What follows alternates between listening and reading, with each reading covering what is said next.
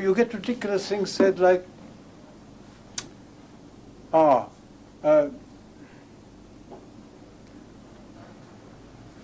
you come and look after these people in this particular ward, should we say, of a hospital? They're terminal cancer patients. Terminal cancer. You only got to think about it a bit, you realize what a ridiculous phrase it is. How do they know it's terminal? Terminal of what? What is the end point of? And in any case, what we're concerned with, we're not really concerned with arranging the funeral arrangements or something of that nature. What we're really concerned with is living people. And if there's a job to be done for making the life of people in a particular ward bearable for such a length of time as they've got to live, then there's something to be done. That's got nothing to do with terminal cancer or terminal anything. It's got to do with making such life as is still to come, which is still left over, whatever's still in the bank, so to speak, tolerable and available. And finding some method by which the patient can be given a chance of getting onto that wavelength where you bother with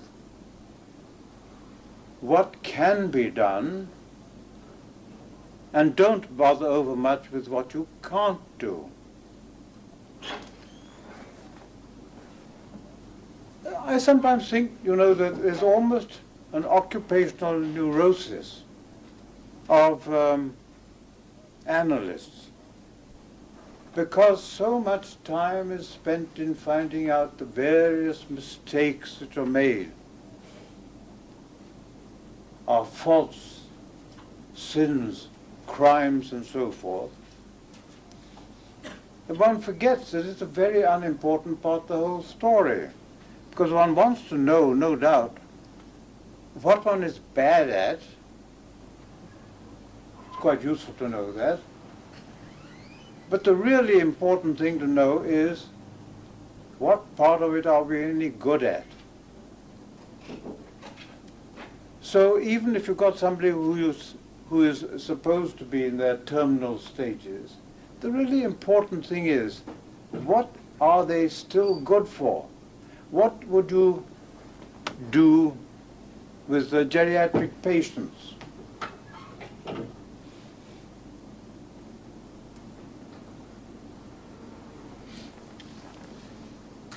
It's almost as silly at the other end of the scale.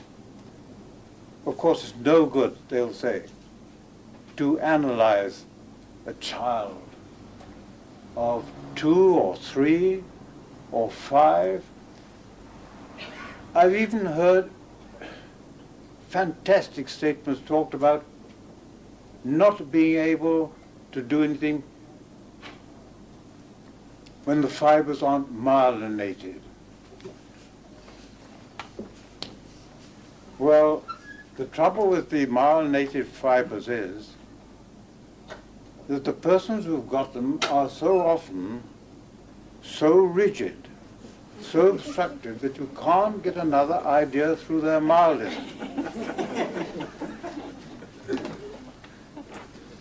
On the other hand, if you've got a reasonably intelligent baby,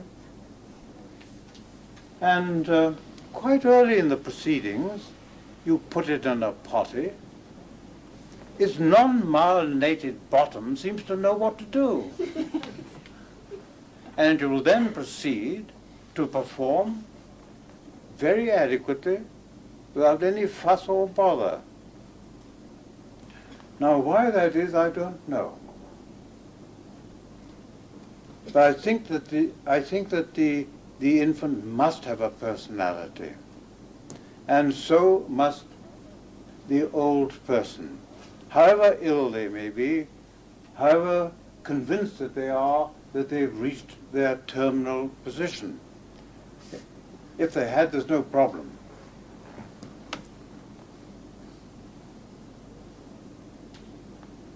There is a problem, though, in that little tiny gap of whatever it is, day, weeks, months, between that point and the point at which one no longer exists.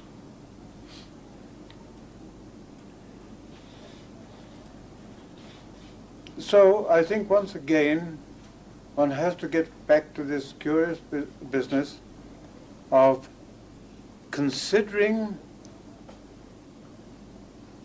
that not only has one an anatomy and a physiology, but also a mind.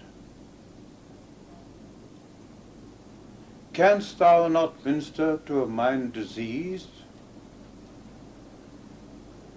Remember the question which directed towards Lady Macbeth's sleepwalking?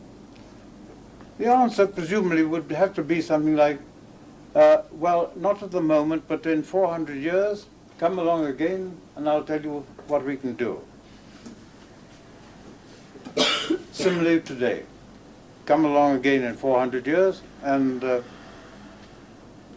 give an idea. But in the meantime, each one of us individually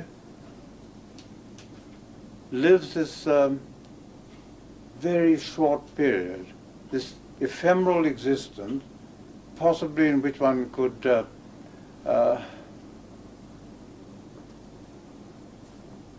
use this hypothetical mind that I'm talking about to contribute something to the general fund.